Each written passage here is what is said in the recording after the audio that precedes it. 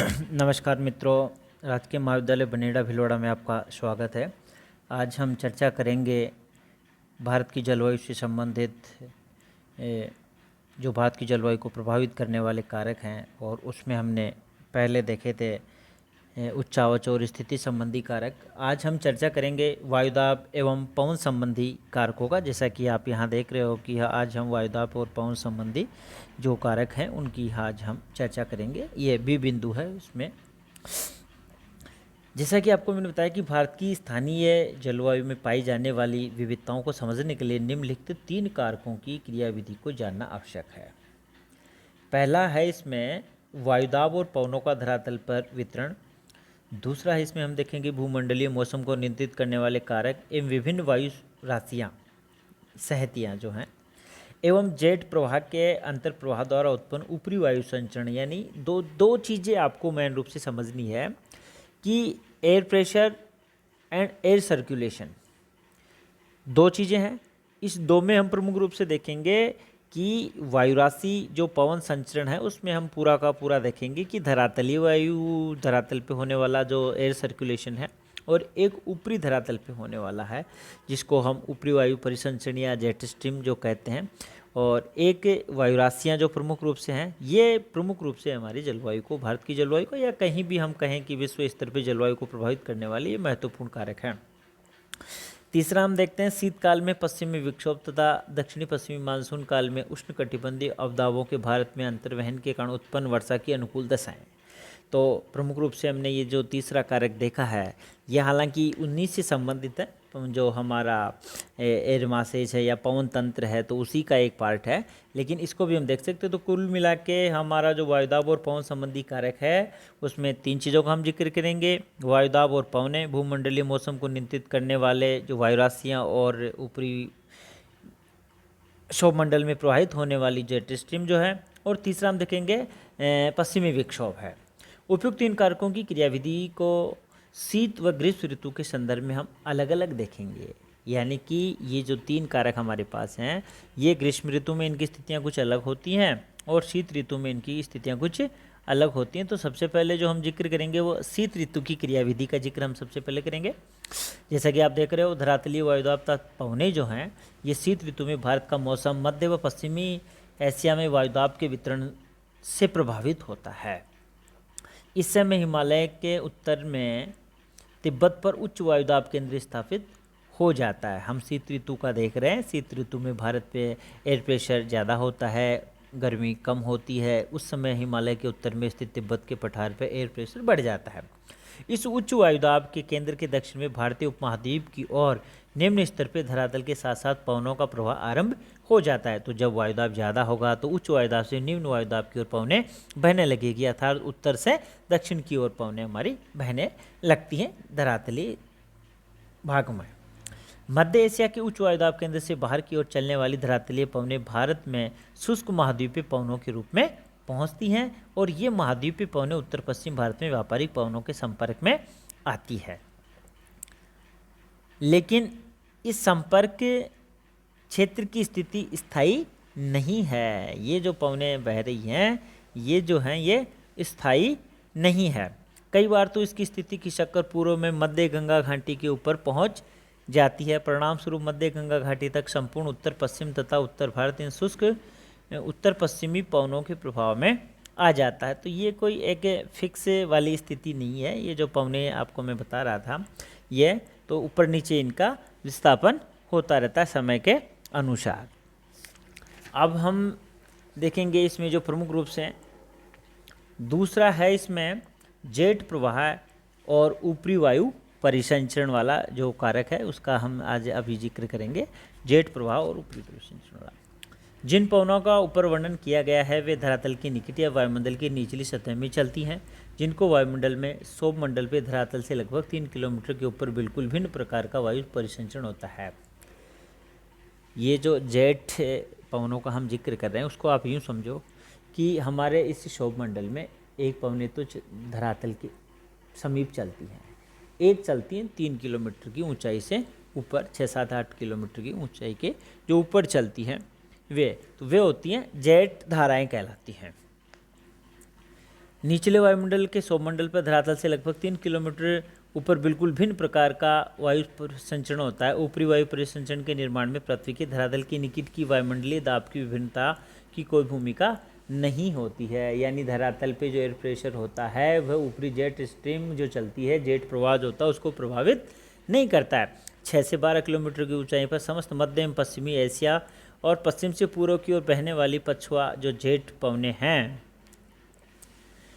ये सर्वाधिक प्रभावशाली होती हैं। ये पवनें तिब्बत के पठार के समांतर हिमालय के उत्तर में एशिया महाद्वीप पर चलती हैं। इन्हें ही जेट धारा या जेट प्रवाह कहा जाता है। यानी कि ये पश्चिम से पूर्व की ओर जो तीव्र गति से चलने वाली ऊपरी वायु परिसंचरण जो है, इसी को जेट प्रवाह कहा जाता है। तिब्बत उच्च भूमि इन जेट प्रवाहों के मार्ग में अवरोधक का काम करता है। तिब्बत का पठार है, उसकी ऊंचाई ज़्यादा है, ये लगभग 5000 मीटर जो है हाइट उसकी है तिब्बत के पठार की। और हमने बताया कि 3000 मीटर के बाद से जो स्थितियां बनती हैं, यानी कि 5-6 जो किलोमीटर के बाद में सामान्य रूप से चलती है, तो वो उनके अवरोध बनता है जेट प्रवाह में, जिसके परिणाम स्वरूप जेट प्रवाह 2 भागों में बढ़ जाती है। इसकी एक शाखा तिब्बत के, जब बीच में कोई चीज़ आएगी तो एक उसके अगल से और एक उसके बगल से निकलेगी। तो यूँ समझ सकते हैं कि तिब्बत के पठार से जो पश्चिम की ओर से आने वाली जेट प्रवाह है, वो अवरोध बनता है तिब्बत का पठार, उसमें हिमालय वगैरह। एक तो उसके तिब्बत के पठार के उत्तर से निकल जाती है और एक उसके दक्षिण की निकल जाती है। जेट प्रवाह की दक्षिणी शाखा हिमालय के दक्षिण में पूर्व की ओर बहती है। इस दक्षिणी शाखा की औसत स्थिति फरवरी में लगभग 20 से 25 डिग्री उत्तरी अक्षांश रेखा के ऊपर होती है। और ये दक्षिणी शाखा ही भारत के लिए सबसे ज़्यादा महत्वपूर्ण है। इसकी स्थिति 20 से 25 डिग्री उत्तरी अक्षांशों के आसपास, तथा इसका दाब स्तर 200 से 300 मिलीबार। अब आप देख सकते हो कि कितना ये दाब इसका होता है और प्रेशर की स्थिति कितनी ज़्यादा होती है। ऐसा माना जाता है कि जेट प्रवाह की ये दक्षिणी शाखा भारत में जाड़े के मौसम पर महत्वपूर्ण प्रभाव डालती है। जो मौसम को नियंत्रित करने वाले कारक हैं, उनमें सबसे ज़्यादा महत्वपूर्ण इसी का योगदान है। पश्चिमी चक्रवाती विक्षोभ तथा उष्णकटिबंधीय चक्रवात, ये जो पश्चिमी विक्षोभ जो आते हैं, ये भी उसी जेट से प्रभावित होते हैं, जो अभी हमने ऊपर जिक्र किया, उसका भी इसमें योगदान है। और दूसरा है, इसमें हम देखेंगे उष्णकटिबंधीय चक्रवात। ये जलवायु से संबंधित कारक हम एक एक करके देख रहे हैं। पश्चिमी विक्षोभ जो धरातलीय उपमहाद्वीप में जाड़े के मौसम से पश्चिम तथा उत्तर पश्चिम से प्रवेश करते हैं, भूमध्य सागर पर उत्पन्न होने वाले ये होते हैं। भारत में इनका प्रवेश पश्चिम से जेट प्रवाह के द्वारा होता है। यानी कि जो भूमध्य सागर पे जो वायु राशियाँ जो आर्द्रतापूर्ण होती है, वो जेट प्रवाह के द्वारा भारत के अंदर प्रवेश कर जाती है, क्योंकि पश्चिम से पूर्व की ओर आती हैं और भूमध्य सागर हमारे पश्चिम में है, तो वहाँ से इनको बहा करके भारत की ओर ये ले आती है। भारत में इनका प्रवेश पश्चिमी जेट प्रवाह के द्वारा होता है। और शीतकाल में रात्रि के ताप में जब अचानक वृद्धि होने लगती है, तो हमें ऐसा अनुमान लग जाता है कि अब हमारे विक्षोभ आने वाले हैं, और तब ये वर्षा करते हैं। शीतकाल में जो जाड़े की वर्षा, जिसको राजस्थान में मावट कहते हैं, वो इन्हीं विक्षोभों के द्वारा होती है। उष्णकटिबंधीय चक्रवात बंगाल की खाड़ी तथा हिंद महासागर में उत्पन्न होते हैं। पहला तो हमने देखा पश्चिमी विक्षोभ, अब हम दूसरा जिक्र कर रहे हैं उष्णकटिबंधीय चक्रवात। ये प्रमुख रूप से बंगाल की खाड़ी और हिंद महासागर में उत्पन्न होते हैं। और इन उष्णकटिबंधीय चक्रवातों से तेज गति की हवाएं चलती हैं और भारी बारिश होती है। ये चक्रवात तमिलनाडु, आंध्र प्रदेश, उड़ीसा के तटीय भागों पे टकराते हैं। देखो, दो चीज़ें अलग अलग हैं, इनको समझना है। पश्चिमी विक्षोभ उत्तर भारत में, विशेषकर उत्तरी और पश्चिमी भारत में वर्षा करते हैं।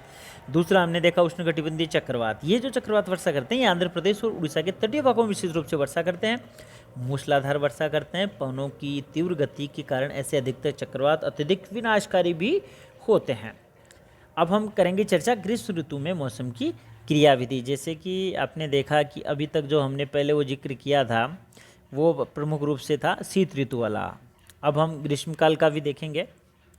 धरातलीय वायुदाब तथा पवनें, गर्मी का मौसम शुरू होने पर जब सूर्य उत्तरायण की स्थिति में आ जाता है, अर्थात सूर्य जब उत्तरी गोलार्ध में बढ़ने लगता है, महाद्वीप के निम्न तथा उच्च दोनों ही स्तरों पर वायु परिसंचरण में उत्पन्न हो जाता है। जुलाई के मध्य तक धरातल के निकट निम्न वायुदाब पेटी, जिसे अंत उष्णकटिबंधीय विसरण क्षेत्र यानी कि ITCZ जिसको कहा जाता है, उत्तर की ओर खिसक कर हिमालय के लगभग समांतर 20 से 25 डिग्री उत्तरी अक्षांश, जब हमने पहले जिक्र किया था शीतकाल में जेट स्ट्रीम की 20 से 25 डिग्री ऊपरी भागों में वो आ जाती है, उसकी स्थिति आ जाती है जेट स्ट्रीम की, उन्हीं अक्षांशों में अब ITCZ की स्थिति बन जाती है और वायुमंडलीय दशाएं बिल्कुल भिन्न प्रकार की हो जाती हैं। इस समय तक पश्चिमी जेट प्रवाह भारतीय क्षेत्र में लौट चुका होता है। वास्तव में मौसम विज्ञानियों ने पाया कि भूमध्य रेखीय द्रोणी अर्थात ITCZ के उत्तर की ओर खिसकने तथा पश्चिमी जेट प्रवाह के भारत के उत्तरी मैदान से लौटने के बीच एक अंतर संबंध होता है। ये बड़ी एक मतलब प्रक्रिया ऐसी है कि जैसे जैसे सूर्य उत्तरायण होता है, ITCZ धीरे धीरे भारत के लगभग मध्यवर्ती गंगा के मैदान में स्थापित हो जाता है। और जबकि शीतकाल में उस गंगा के मैदान पे स्थितियाँ बिल्कुल भिन्न प्रकार की थी। उसके ऊपरी भाग में उस समय जेट स्ट्रीम चल रही थी। और मैं आपको बताऊं कि जेट स्ट्रीम अपने भारत में लगभग मध्य भारत के भी नीचे तक आ जाती है उस समय तक जो स्थिति होती है। तो वो जो ठंडी पवनें जो उस समय तक ऊपरी वायुमंडल में बनी होती हैं वो पीछे लौट जाती हैं धीरे धीरे। जैसे ही ग्रीष्म ऋतु आती है तापमान बढ़ने लगता है और फिर ITCZ जो निम्न वायुदाब की द्रोणी है वो गंगा के मैदान में स्थापित हो जाती है। अतः प्राय ऐसा माना जाता है कि इन दोनों के बीच कार्य कारण का संबंध है। ITCZ और ये जो है इनके बीच पर गहरा संबंध है। इन दोनों के बीच ITCZ निम्न वायुदाब का क्षेत्र होने के कारण विभिन्न दिशाओं से पवनों को अपनी ओर आकर्षित करता है। स्वाभाविक है कि लो प्रेशर होता है तो पवनें बाहर से अंदर की ओर यहाँ आएगी। दक्षिणी गोलार्ध से उष्णकटिबंधीय सामुद्रिक वायु सहती विषुवत रेखा को पार करके सामान्यतः दक्षिण पश्चिम दिशा में इस कमी वाले दाब को पूरा करने के लिए आगे बढ़ती है। दक्षिणी गोलार्ध में चलने वाली जो पवनें हैं, देखो ITCZ की स्थिति हो गई लगभग भारत के मध्यवर्ती गंगा के मैदान में। अब हम देखेंगे कि दक्षिणी गोलार्ध की जो व्यापारिक पवनें हैं, जैसे ही वो सारा पवन तंत्र ही उत्तर की ओर बढ़ता है और जैसे ही ये व्यापारिक पवनें भूमध्य रेखा को पार करती हैं तो उनकी स्थिति जो पहले दक्षिणी गोलार्ध में दक्षिण पूर्व से उत्तर पश्चिम की ओर थी वह बदल के अब कैसे हो जाती है। जो पहले ये जो पवनें थी व्यापारिक पवनें जो दक्षिणी गोलार्ध में बह रही थी तो तब उनकी स्थिति थी वो दक्षिण पूर्व से बह रही थी और उनकी जो दिशा थी वह उत्तर पश्चिम थी। अब उनकी जस्ट स्थिति क्या हो गई, उल्टी हो गई। जैसे ही भूमध्य रेखा को उन्होंने पार किया तो उनकी स्थिति में जस्ट विपरीत आ गया और अब वे जो पवनें हैं वे दक्षिण पश्चिम से उत्तर पूर्व की ओर बहने लगती हैं। यानी कि पश्चिम से अब पवनें चलती हैं पूर्व की ओर, यानी कि दक्षिण पश्चिम से उत्तर पूर्व की ओर ये पवनें अब चलने लगती हैं और ये इस वायुदाब को पूरे करने का प्रयास करती है। यही कारण है कि हमारे जो भारत का जो मानसून है उसको हम ये बताते हैं सामान्यतः कि ये जो मानसून है इसको पूरा करने के लिए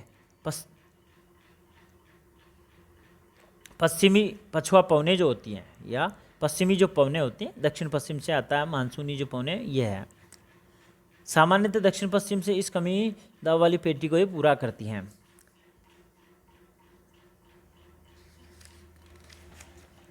जेट प्रवाह एवं ऊपरी वायु संचरण। अब हम देखेंगे वायुदाब एवं पवनों का उपयुक्त प्रतिरूप केवल सौरमंडल के निम्न स्तर पर पाया जाता है। जैसा कि मैंने आपको पहले ही बता दिया था कि ये जो पवन तंत्र वाली जो स्थिति है ये केवल कहाँ है, धरातल पे है। जेट प्रवाह कहाँ है, धरातल के ऊपरी, धरातल से काफ़ी ऊपर है, यानी कि ऊपरी सौरमंडल में, सौरमंडल का जो ऊपरी भाग है उसमें है। जून में प्रायद्वीप के दक्षिण भाग पर पूर्वी जेट प्रवाह 90 किलोमीटर प्रति घंटा की गति से चलता है। ये जेट प्रवाह अगस्त में 15 डिग्री उत्तरी अक्षांश पर तथा सितंबर में ये 22 डिग्री उत्तरी अक्षांश पर स्थित हो जाता है। यानी आपने देखा कि जैसे जैसे गर्मी की ऋतु बढ़ती है ये उत्तरायण या उत्तर की ओर होने लगता है। ऊपरी वायुमंडल